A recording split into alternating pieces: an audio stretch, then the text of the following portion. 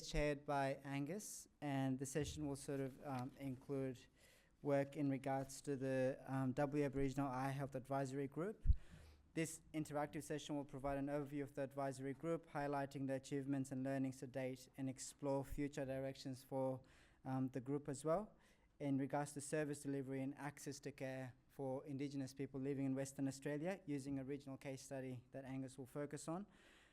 You'll have the opportunity to discuss key priorities and collectively identify areas for improvement in regards to increasing access to eye care services across the state and improving patient health outcomes. So over to you, Angus. Thank you.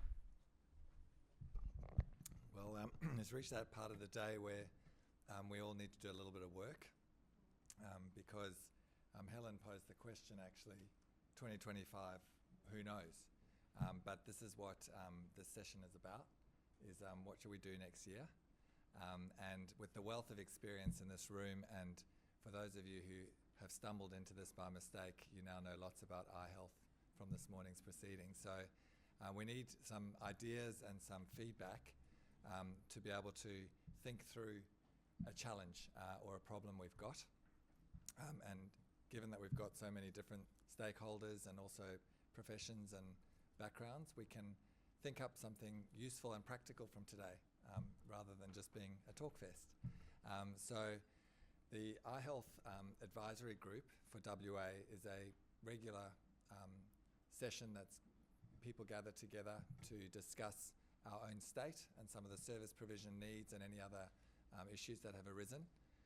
And it's very well administered and secretariat, is that the word, through Rural Health West. Thank you very much. They put on today as the first time we've had this meeting, and I must say, if I've got this moment now, just to say thank you to the Rural Health West team for making this a really professional meeting. So I can see Belle in front of me, and we were discussing at the meeting what's something that the Eye Health Advisory Group would like to get some answers on, or something practical. And just to firstly introduce who all these members are. Some have been represented up on the podium today, but we're very grateful for the input from the East Coast, keeping us on track as well. Thank you for coming over to our meeting, and particularly for joining in these meetings. And when we go off the rails, which we have, and stopped meeting for a while, we got a good nudge from Melbourne to get back on deck. So we appreciate that, because I think it's high-level advocacy that can just drift off into too many meetings, and yet is very high impact when it comes to getting a strategy and a plan together. So today, I'll just briefly mention that we re-established, that's the word, re-established, thanks to University of Melbourne in 2020. And we've been able to address some of the large evidence base that's been built up over the years from other parts of the country, lessons learned, national meetings, which are a chance to share stories from other states, because we can be pretty parochial because we live in the West and we like to be, but there's a lot to learn from the rest of the country and overseas as well. So we've got an area called the Goldfields. It's pretty huge, and today we'd just like to draw everyone's attention to the Goldfields. Particularly pleased to see, I met Rosalie just earlier. Thank you for coming all the way from the Nunajara lands, and that's the one extent. And then there's lots of towns spread out from the history of Kalgoorlie and the gold rush, and you can imagine that there's towns spread up through the transport routes as well, and many communities further afield which were there long before gold and transport routes. And so how to provide those areas and right up to the border is very important. It's the largest region in WA. It's not 600 k's from Perth, it's just a whole umbrella of areas with a population of about 39,000 people. Although we should extend and consider Esperance as well. It's also part of the Goldfields and has an elderly population very far from Perth for their injections and other treatments they need. 11.1% Aboriginal Torres Strait Islander from a census, and there's no resident ophthalmologist at the moment. So a little quick context snapshot so you know where we're at the moment and where we need to go to. So here's some occasions of service since 2017. That's when the electronic medical record kind of went in the cloud or live so that we could keep track. Before that, we were using Communicare and MMX and paper records. But it started off with very few visits each year for ophthalmology, and this is the ophthalmology stats of late. So we get out there almost every month and have very busy clinics that are just crazy, just too busy to have a good interaction with the patients. I know people are grateful and they're happy we're there, but it just doesn't feel quite like we're doing the right thing, giving people enough time to hear about what's happening with their eye. So we've seen a lot of patients in Kalgoorlie over the years, mostly, and then also through the smaller towns with the vision van. We have had good connections through Bega to enable the AMS to be involved. For many years, probably 5, I used to actually have the clinic in Bega itself, but was missing the equipment required for what was needed. So we've transitioned back into the hospital and tried to keep the links going with Bega. So over the years, a lot more telehealth, a lot more occasions of service. Intravitreal injections are becoming quite a burden for the patients and the number of people needing treatment for diabetes and AMD.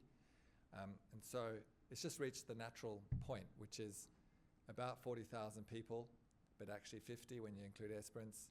That would be 2 ophthalmologists full-time in the city, but we're visiting for a fraction of that. So with the increase of surgery as well, 4-fold increase in surgery. We've got 290 people waiting for surgery on the wait list. There's cataract surgery rate was 1,500, which is below the World Health Organization's level to eliminate blindness, count fingers, 660. It's now up to 6,455, which is okay. The rest of the country has 9,500, so we've got a way to go. This is just a bit detailed, but it comes down to the fact that in the end, we need 11-fold increase in the number of days that we're there to actually meet the national average. And in that respect, you just say, well, let's just move there. It's time to have a setup that is integrated care, working together with optometry and ophthalmology and health workers through the Aboriginal Health Service. It's a big hole in the ground to kind of famous. But we want a consistent team. We want a team that is local and regional, because having moved up to Broome now for 5 years, it just makes a big difference when you're there all the time. The community acceptance and the engagement with local planning forums, local healthcare strategies, the primary care has all lifted because we're always there and can actually attend. A lot of the stuff that comes to Perth by the RFDS is a bit late, not quite the right thing to have transferred in the first place. I was on call once at Freo Hospital around the corner when I was just starting out here in Perth, and a kid got flown in, and it was actually a corneal abrasion. Huge expense through the RFDS, with someone just needed to put some fluorescein on and have a few extra tips or support. So that's the background. Let's say that we want to get out there is the goal, is what the Eye Health Advisory Group has been thinking about. And the common sense proposal is, how do we get on with this? So I haven't given you much space to actually decide whether it's a good idea or not. It is a good idea. But the ideas that I want from the room, and I'd love to get as much feedback as possible as we sort of brainstorm this, is what is this going to take to actually happen? Because at the moment, there's a bit of Rural Health West funding that can help with some outreach trips. There are a couple of optometrists out there full-time doing a lot of hard work. So there's a permanent presence on the ground for optometry already. So before I start brainstorming for you, just let's get some ideas from different tables. Anyone actually from Cal? Because you probably got the best idea. I know we had our welcome to country this morning from a man who knows Bega, but he's not here. Is there anyone who has lived in Kalgoorlie for more than a month of their life? There you go. Rosalie, would you like to tell us a bit about your impressions over the month that you lived there? Yes. It's a mining town, clearly a mining town with a huge disparity of wealth, very racist town. I can't... That's a pretty tough place to start. So we've got a massive wealth gap, we've got a racist town. So we've got work to do on those fronts as well, which is that some people can afford anything. They could buy the whole town probably out there. And some people, most people probably are having cost of living pressures. So a lot of regional towns around Australia that I visited have an ophthalmologist who one day says, well, there's 50,000 people, I'm going to go and set up shop. And most of those services are established through payment, like the Australian healthcare system. You can pay and set up wherever you want. And so the challenge, of course, is that the bill can look like $500 out of pocket. And trying to decide whether someone is a millionaire or not is actually very difficult in the country town. So the joy of working in Broome and with Lions Outback Vision is the entire time we've never actually asked anyone for any out-of-pocket or any money. And that's actually, when I think about it sometimes, I pinch myself, because that's the biggest challenge of healthcare down every high street is, do you bulk bill or not? It's like this ridiculous financial decision as part of your diagnostic algorithm.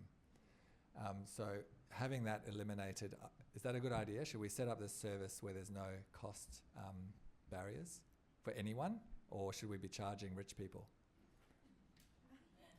Having one service is that the rich people will criticise if there's any problems, whereas poor people will never criticise. And so if there's one service, you know you're providing to a really high standard, because otherwise the rich people would head off to Perth. Right. So just to get that right, you're saying it's got to be high standard. It can't, yeah. So we've got that message from some of the talks today. It can't be second rate, slapdash. It needs to be standard of care or better, I actually reckon, as many of you do as well. Because the pathology is more difficult. You don't want to be using leftover equipment. So it's going to be free. It's going to be the best top-notch service that there is. Who's going to pay for it then?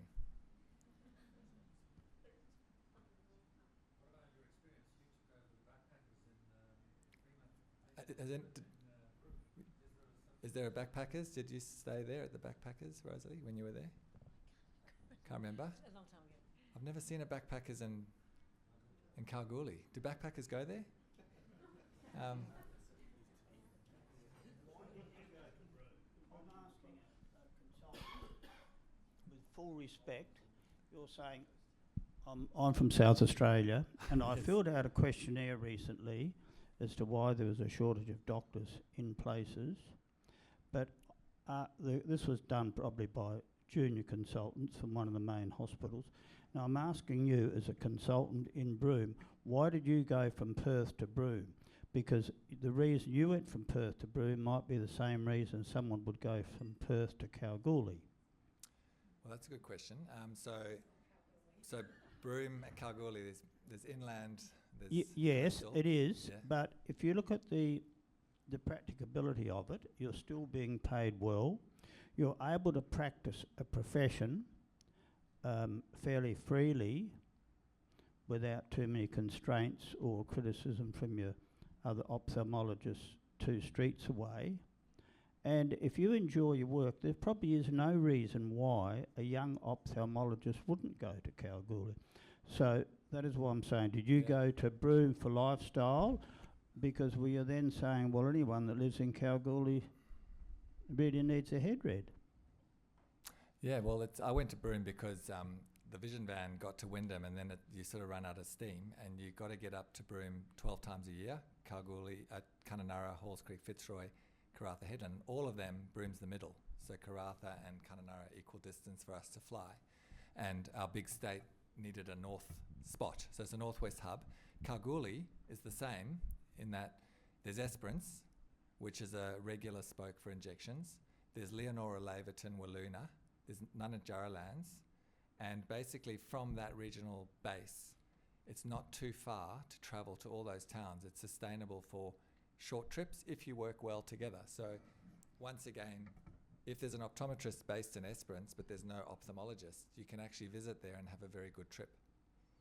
And I think a monthly trip from Kalgoorlie to Esperance and a monthly trip north makes sense, and you can achieve that a lot easier from Kalgoorlie than you can from Perth, where you've got to go through Kalgoorlie and then up. It's a double whammy, if you know what I mean.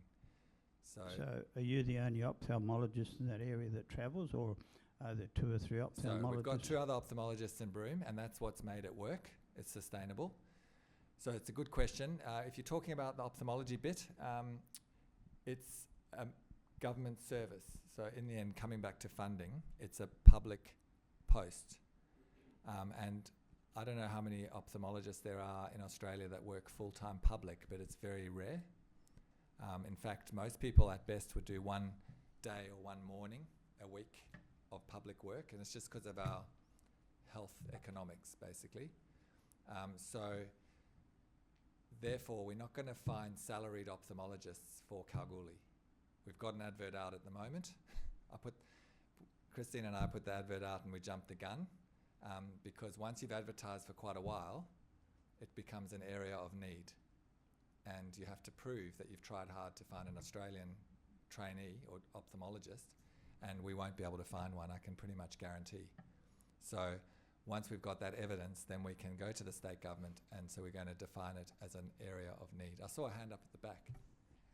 I was just wondering 2 things. What do all the rich people do at the moment when they want ophthalmology services? They fly to Perth, Fly do to they? Perth, yeah. And wouldn't they prefer, couldn't Twiggy or someone put the money up? Couldn't all these really rich gold companies put the money up to make it happen and make the salaries so attractive that it makes Kalgoorlie even preferable to, rich ophthalmologists in Perth? Well, that's a nice idea, but the mining companies are harder to work with, so we'll start there. Let's peg it as one of the opportunities for funding as a mining company, and someone who's rich out there. But to compete with the salaries of West Perth, it is hard.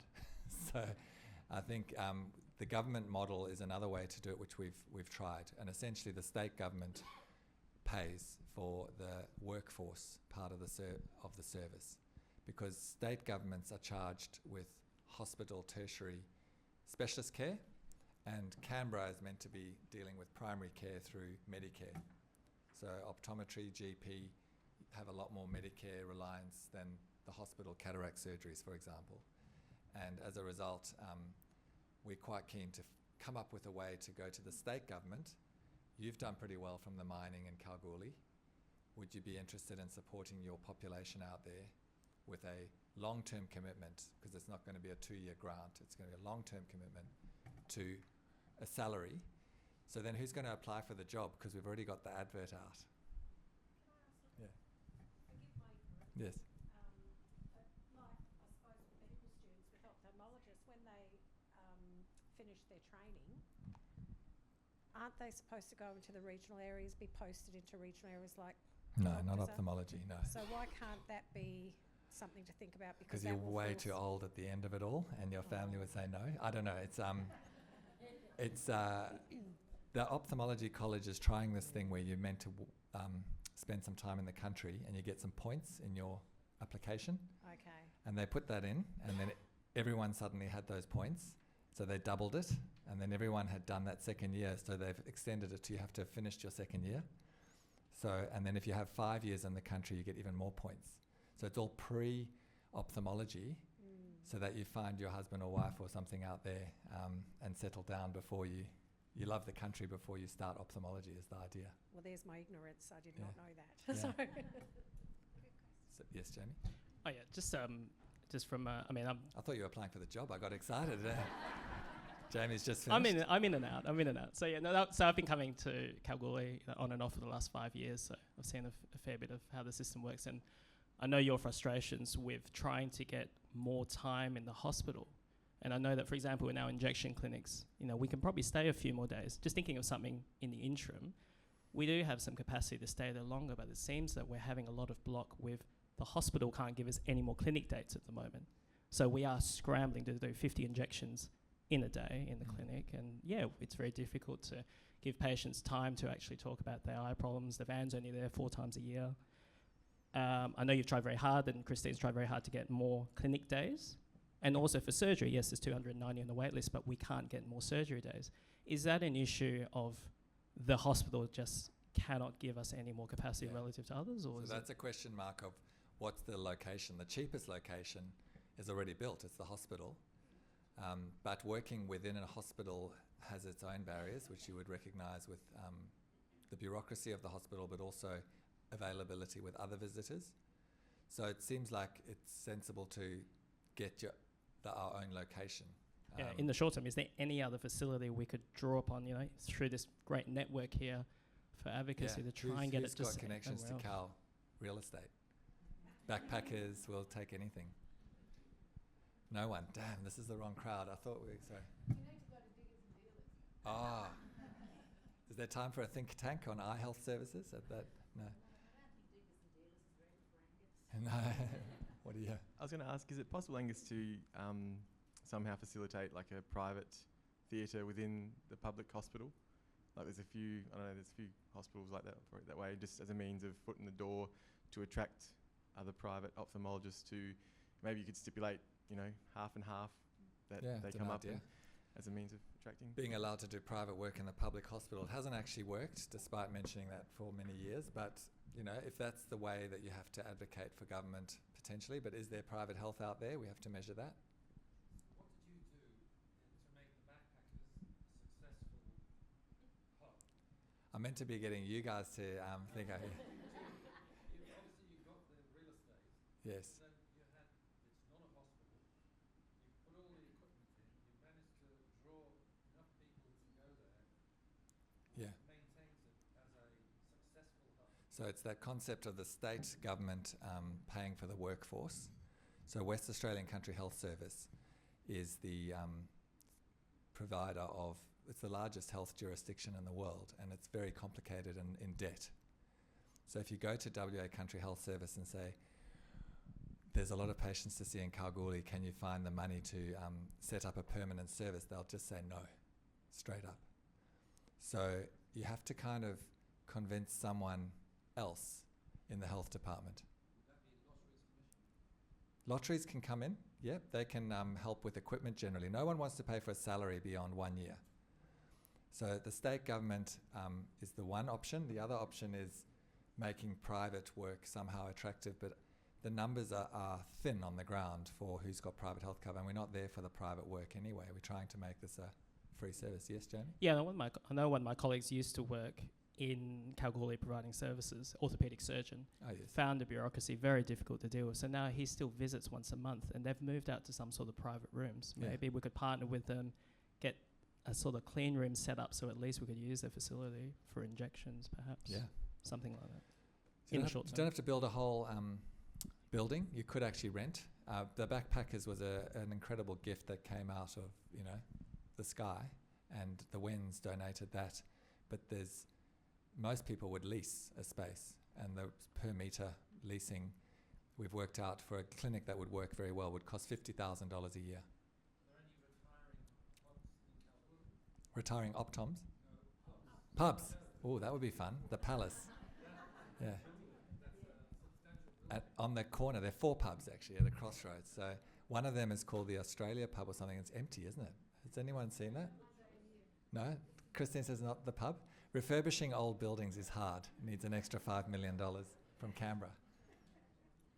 But if we got given a pub, that's true. I reckon if you went to the health minister of the nation and said we've been donated a iconic Kalgoorlie pub, can we make it into an eye centre at the crossroads? That would be fine, wouldn't it? They would say yes straight away, I reckon. So hadn't thought of that one.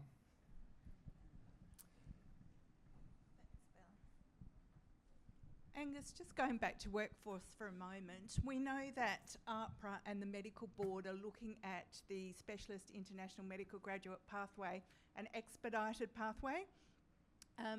I don't know if ophthalmologists are on the list, but I think if they're not, we can lobby to both of those organisations to make sure that ophthalmologists are included, and then work up a position that would suit anybody that can come in on an expedited pathway. Well, that's the partner we're talking about. Yes, thank you, Kelly. That's exactly right. The other colleges are actually very unhappy about this. I don't know if you've seen the media, but making any fast track for people to be registered has caused quite a furore. Actually, it's a quality standards-based kind of position, which I can understand some points made, and I am quite concerned that APRA itself would do no better. So it's a question mark of whether the government will expedite anything when it comes to registration for healthcare. But certainly it's political, and so the moment is here to strike. And so I'm actually on the Specialist IMG Committee for RANSCO and also on the Workforce Committee, and have been lobbying very hard for this point. And that's, I think, in answer to the question, where will this doctor come from? One opinion is that it should be an overseas trained doctor who is very willing to set up in Kalgoorlie and has excellent skill set. And after 3 years of provision of service, which is called an area of need visa, then you can apply to the college to sort of go through the specialist recognition thing, which takes 2 years. And that doesn't sound very expedited, does it? But in that 5-year process, the current system is you then are scrutinised for ridiculous things for 2 years, and then you have to write an exam at the end. And you've got one shot, 50% pass rate, go home. So that's the current system, which is why I think the government is very justified in calling the colleges to account. I'm sure other colleges are like this too, it's not just ophthalmology. So in Broome, we've been fortunate to muscle push, nudge our way through to have our 2 specialist doctors there who are from overseas on a new pathway that's never been done before as a pilot, where they do 2 years with lots of paperwork and lots of scrutiny, but the exam was actually in Broome, and we just had that exam, and it's by regional ophthalmologists. So 2 regional ophthalmologists, one from New Zealand and one from Tamworth, flew to Broome and spent 2 days, 360 interviews, working with the people, having dinner, watching their practice, checking everything. And it sounds pretty rigorous, but in the end it was realistic because it's actually where the person's from, and it's not an exam, it's a assessment run by the college. And so that was a very hopeful setting where I feel like we could replicate that in Kalgoorlie. And now we've got this new pathway as a precedence to do that. So I'm confident that really good people from around the world might be interested, because I know a lot of my colleagues in the Outback are from overseas, heaps and heaps. So a lot of our workforce, through Rural Health West. I've even been looking at your website yesterday with your page on how to recruit our overseas doctors. So that's a possibility, and I think unless anyone's got other ideas, it's pretty realistic. Thank you. No, I hate public speaking more than anything. Well, thanks for talking But up. why are we looking at bringing people from other countries when we could fix things in the community if we train kids at school that Brilliant point. already live in that community? 100%. You could fix a lot of problems, not just Absolutely, that. yeah. You could 100%. have doctors that already live in that area. Yeah, I agree with you. And they would stay. Yeah. And So- yeah, it'll take years, but we're going to be still looking at the same problems in years to come. Yeah, well said. And I think that's exactly what people in this room would agree with, especially the ones who are involved in education. That's why there's an optometry school in WA. That's why we've got regional placement in the DNA of that optometry school. The whole team who's here today, that's their focus, to make sure people are from the country and introduced. So I think that should never be forgotten while we try to expedite a pathway for the short term, and we call it the short term. Hopefully that's all it needs to be. Thank you. I've got another idea that's about education, which is the rural generalist, which has GP obstetricians, GP anaesthetists, GP surgeons. Why don't we have GP ophthalmologists, which might be a pathway to get some GPs that are interested in eyes, upskilled to provide a border-based service, and maybe, Kalgoorlie's got 3 GP obstetricians, and maybe they could have a GP ophthalmologist if such a role exists. Yeah, well that's a reasonable question, and that's what Queensland's trying to do at the moment. They're trying to train GPs how to do injections, And they have found one or two, apparently, we haven't started the program, who were doing ophthalmology training but now are doing GP and want to keep up some eye skills.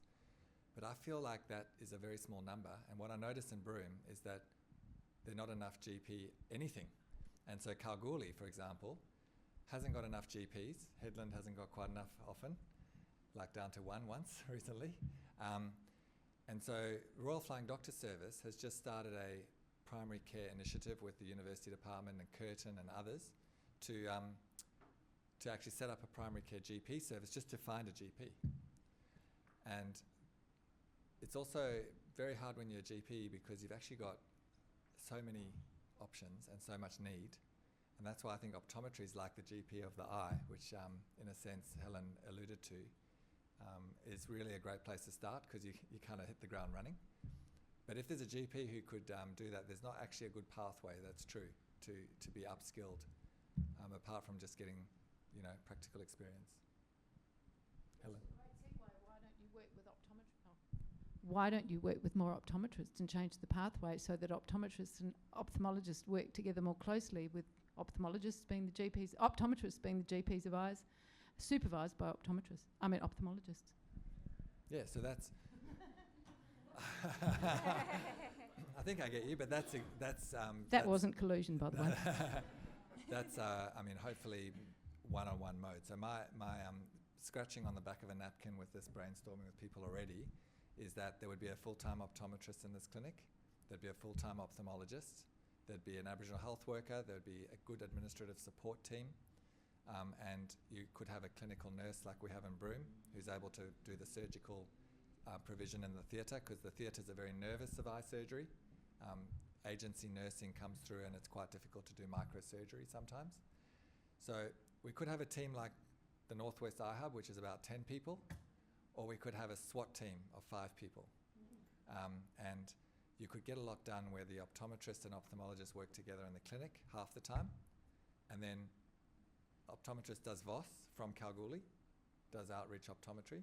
Ophthalmologist does some outreach to other towns to join another optometrist, like me going down to work with Byron and Headland. Someone could go down to Esperance and work with them, the local optometrist. And we wouldn't set up an optometry shop in Kalgoorlie because there's good optometry already there. But it would be a great base for an outreach optometrist. And then the rest of the time working together. Is that what you were sort of alluding to? Yeah, pretty much. If you've got workforce issues, it just seems sensible rather than upskilling GPs to do Ophthalmology. upskill Yeah. optometrists to be a pathway. Well, that's right. The main question, and it's probably contentious, but is how do we, in the future, share the load? And if there's a procedure that's well documented, such as injecting, so we've just audited the last 15,000 injections we've done, and 3 cases had a complication out of 15,000, and the doctors doing those injections were resident medical officers majority of the time, and so they sort of done 2 years, and then they do their injecting training, and then they do that as part of the team.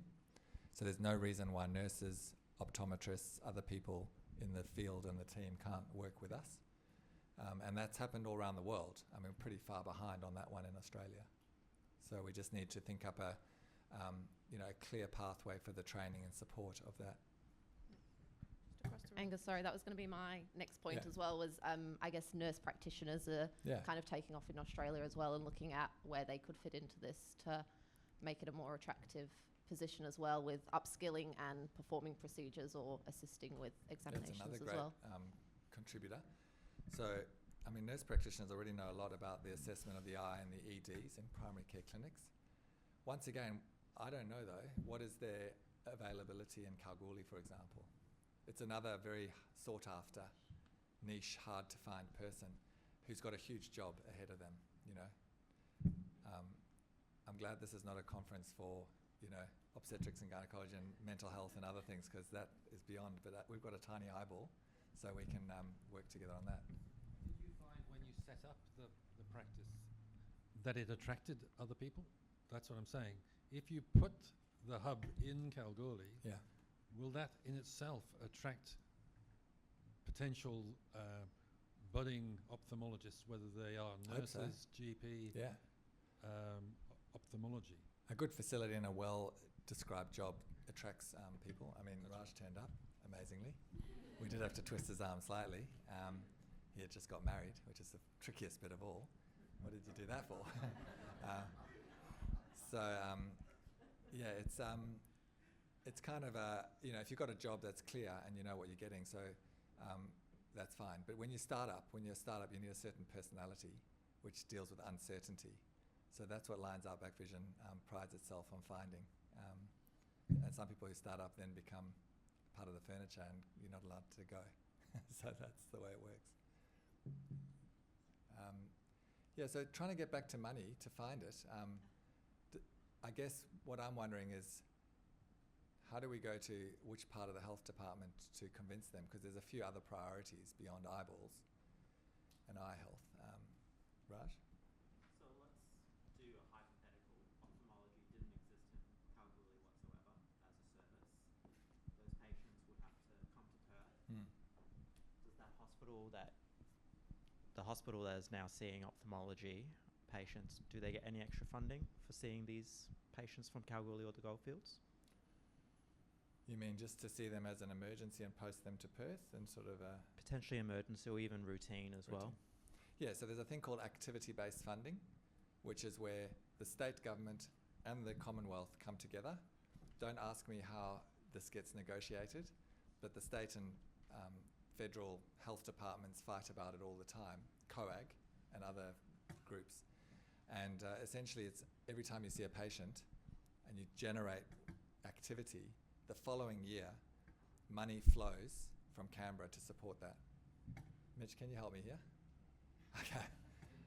So despite a very clear, simple Excel spreadsheet that says you see 100 patients, it generates this much money, and you say to the West Australian Country Health Service, it's your own template, and surely that amount of money would cover our service. They don't want to look at that number. And they say, oh, it's much more complicated than that. So even though they've got a template that shows exactly how much money, because it's a formula, it's got a percentage of an NWOW, it's called, and those NWOWs change all the time and get negotiated, and you just press it in the Excel spreadsheet and it says, if you did that much work, there'd be $1 million. So $1 million would pay for this for the year, for the team. So I say to West Australian Country Health, why don't we just start counting what we do, and then that activity will generate $1 million, and then it's a no-brainer. And they say, oh no, it's way too complicated, more than that, you don't understand. So does anyone have friends in Canberra or someone who does understand this? They are good philanthropists, but the lovely thing is they're very generous and they support, and we couldn't do it without them. But you can't really say to them 10 years down the track, please keep chipping in $1 million a year. Or you can't rely on it anyway.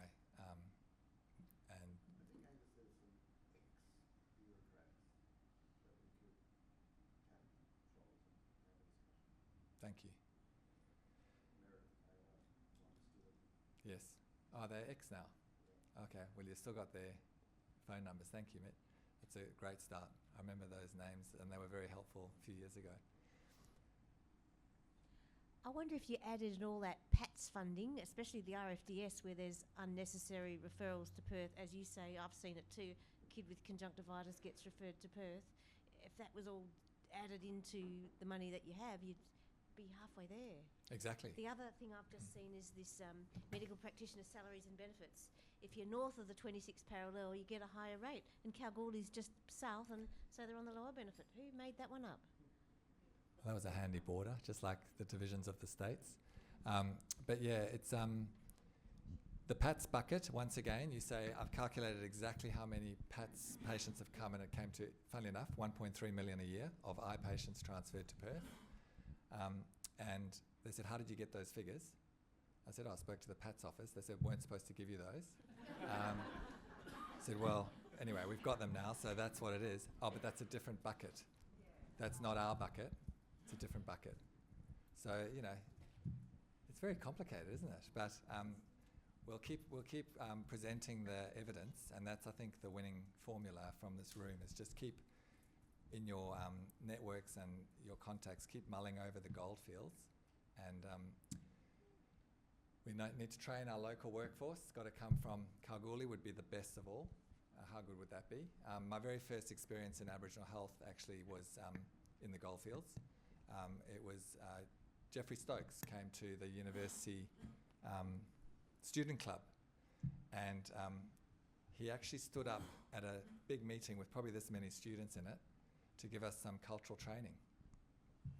And I reckon he didn't speak for about 5 minutes. He just stood there. And the room was just dead silent and no one knew what to do. And it was so cool, actually. I'll never forget that, that atmosphere. And eventually when he did speak, everyone was just locked in. And his wife has been the paediatrician out there for so long. So I was incredibly fortunate to spend 2 weeks in his ute and his wife, and we went through all the family communities. And that was 25 years ago or something. And they're still doing it. Sorry? Oh, did she? Well, they're well deserved. And Christine is an incredible sort of long service there and advocate for other health issues as well.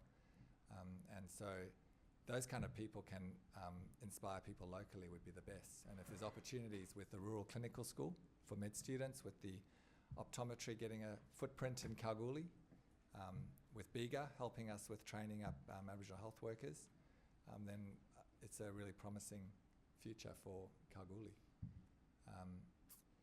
So the RFDS is setting up, like I say, in January. They kick open some doors on a primary care clinic. And if we can hurry up and get some funding before December, we can have the empty GP, empty clinic basically, got burnt down near Coles. We can have that space for $50,000 a year. So that's kind of the timeline, if we can find that. At least we can kit out the space with, we need $500,000 for equipment, I think. I'll ask anyone for the quotes later, but it's back of the napkin normally is about right. $500,000 for the gear, $500,000 for the initial kickstart from philanthropy, and we could go to Canberra to try that as well. And then we need $1 million a year to run the service from then on. And I think that will save a huge amount of PATS travel. It'll generate lots of activity for the government, so they will get their money back, because we know that from the Kimberley. When you live there, you just do double. The work just keeps coming through the door, and it's all captured in their own records. It's a government activity-funded service. And then we're training, so we've got a new registrar. Ophthalmology has decided to train registrars from Australia in the country from start to finish. So our first Lines Outback Vision guy on the van has gone to Darwin for the year, and he's going to Bunbury next year, and he's coming to Broome for 2 years. And then I think those kind of pathways, if you don't love the country after that, then you weren't meant for it anyway, but I'm sure he'll love the country after that. So we'll keep trying to do those things and get someone to Kalgoorlie. If a registrar can be joining us there as part of their training, they might stay on. So what's the university footprint in Kalgoorlie? Gary, can you fill us in? The university footprint in Kalgoorlie, UDRHs and things. Yeah. So the current university footprints, Curtin University's got School of Nursing there and accommodation, Rural Clinical School, which is run by UWA's, also got accommodation and a footprint. There's no actual tertiary institute there. There's what they call the university study hubs. There's one of those just for the students to study in. So the majority of the Goldfields students actually have to come to Perth if they're going through tertiary. There is TAFE, and there's some good TAFE transitional programs around enrolled nursing and a few of the other TAFE programs. I've got the microphone, so I may as well continue. Yeah. Angus and I have talked about this problem with Kalgoorlie for a while. I just think, I agree with you, Angus, it's a mini Broome that you've got to get in Kalgoorlie, and it's going to come down to funding. So that's the big question, is how are we going to get the funding to put this in place? because the whole concept of ophthalmology and optometry working in full coexistence in a building, and the RFDS building in Cal is a fantastic location, and even the location with RFDS would be fantastic. I just think that, I think the question is, you know, how do we move it from this sort of thought to actually putting it into implementation? So, you know, I'm happy to put our resources behind you and help start develop the proposals and the presentations, but I don't know whether there's other people here in the room that could support and actually do the lobbying and do the creation piece, because it takes a lot of time to take it from a concept to actually being able to sit in front of government or our philanthropists and actually say, give us $1 million a year going forward. Absolutely. Well, thank you for that offer, and I'm sure it would be great in the end when something's getting formulated to share it with the key stakeholders in this Eye Health Advisory Group and beyond, to be able to endorse as a statewide lobby group, and when we go to government, it's been thought through and has widespread backing. Because I'm sure governments are nervous about backing any little startups and things, but if they've got everyone who's supported it, it would be absolutely wonderful.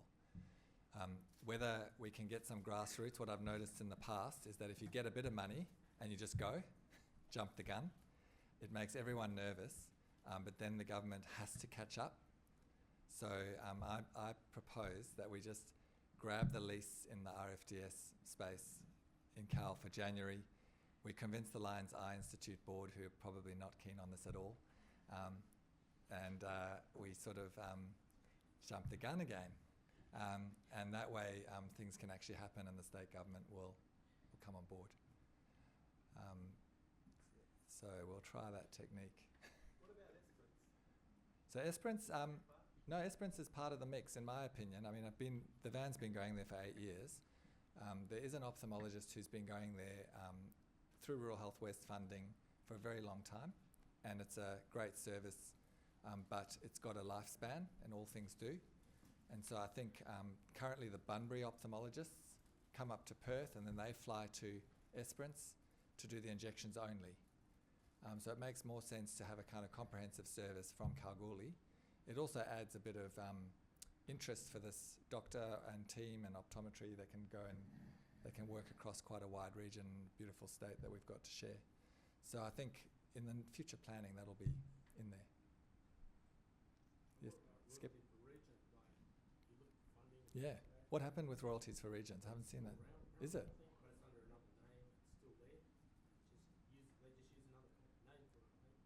Okay.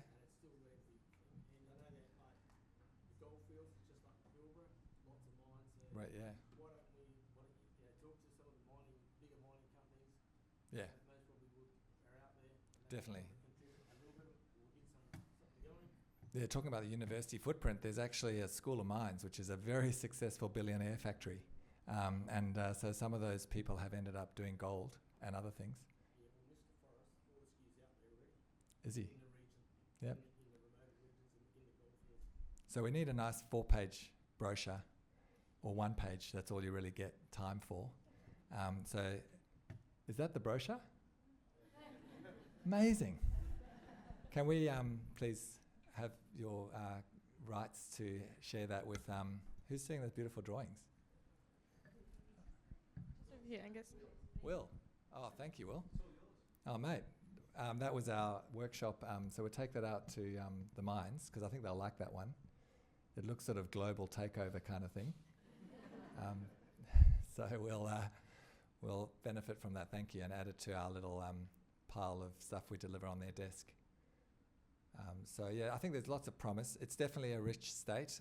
We've got awesome communities out there, and we've got resources, and it's so it's very doable.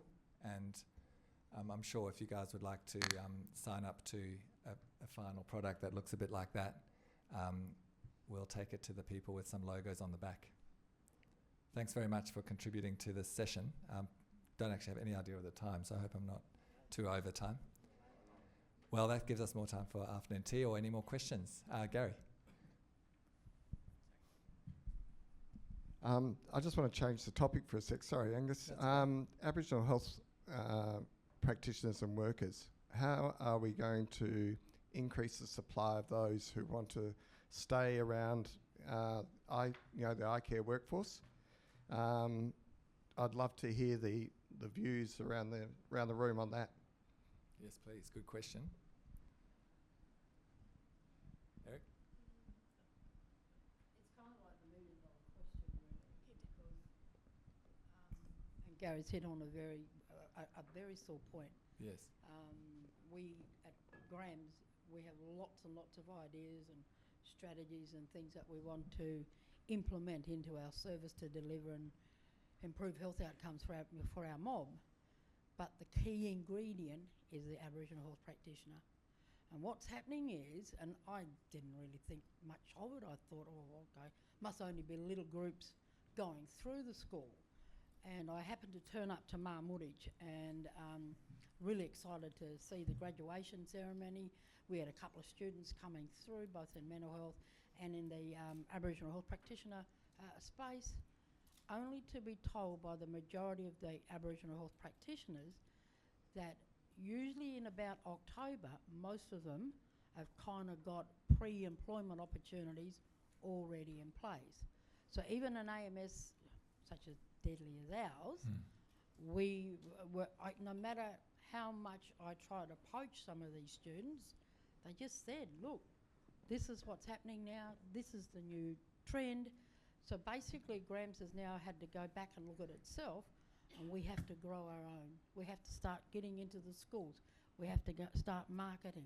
We have to start looking at, well, okay, what part of our pie are we going to chop up and keep to build this workforce? Yeah. Because at the moment, that's the exact problem I'm coming up with at the moment. We got the most fantastic model. We've got all the equipment, state-of-the-art stuff to run the service for our mob, but I've got Eric, and I've only got Eric, and then the minute we start looking for, well, where are the AHPs, there are none.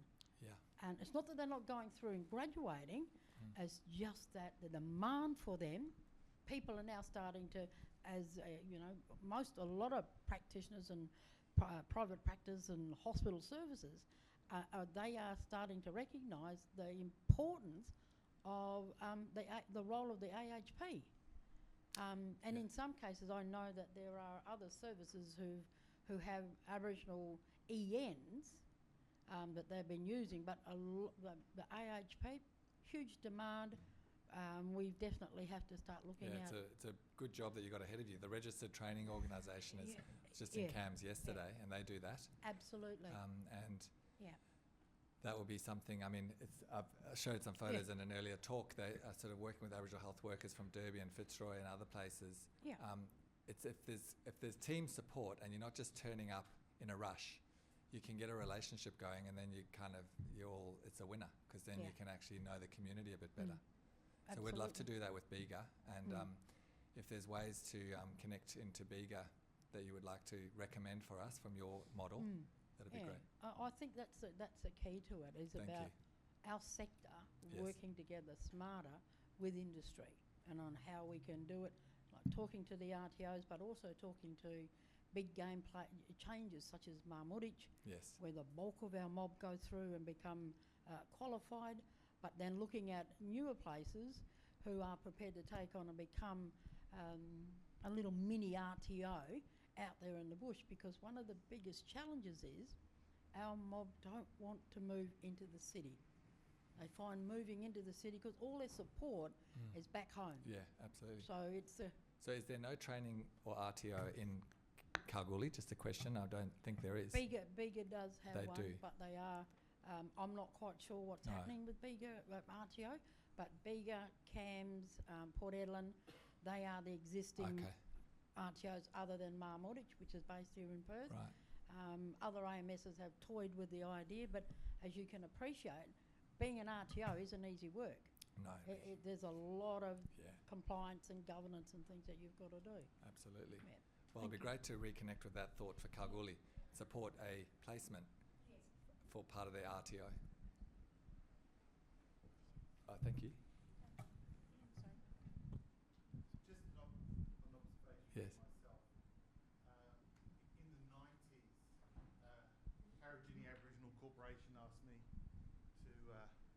go to Wakathuni, Baleri, Youngalina, and just to work and do a little sort of an eye check.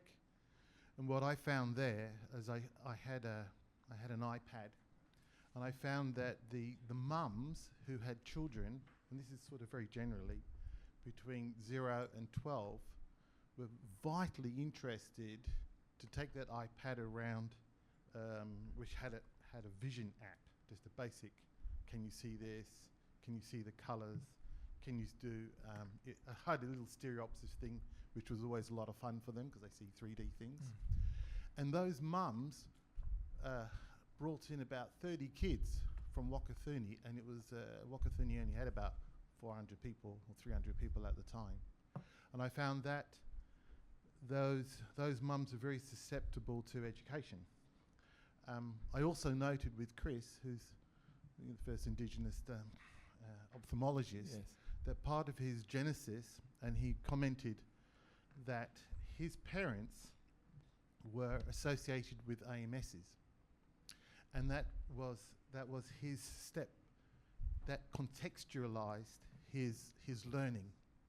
And so my own thought is that I would he also talked about his registrars, the ophthalmologist registrars that he's got up in Queensland, and the AMS, the GPs that he's talking with, is that often their parents had a context. So they were either working with an AMS or that they had a significant interaction with an AMS, which the kids said, that's what I want to do.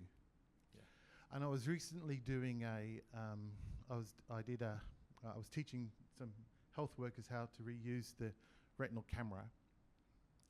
And what I did was that I took them quickly through the course and made it practical straight away, so that it wasn't a dry presentation, that they saw, I can within 30 minutes, I can take a picture and this practical outcome. And so when I go back up into the Pilbara, they've asked me to go back up there. I'm taking a whole lot of gadgets, including a slit lamp, to kids to contextualize. Because I come from an optometry family of 3 generations, and I knew way before I went to university what optometry looked like. And you're expecting, when we talk about local people, and we want the local people to engage with us, you need almost like a sci-tech type place where they can see, hey, this is what I'm going to do to be an optometrist or an optical assistant or an ophthalmologist. Yeah. This is what it looks like. And you've got to get them pretty young so that they can give them a little peak experience to do it. Well, that's a great point. So that brings us to practical work experience from primary school right through to positive experiences around the AMS, not just negative experiences with sickness, but also healthcare delivery. And so we're all going to try and train up local teams, and Kalgoorlie's going to thrive. That's the plan, and I think it can be done. So thank you very much for everyone's very positive input.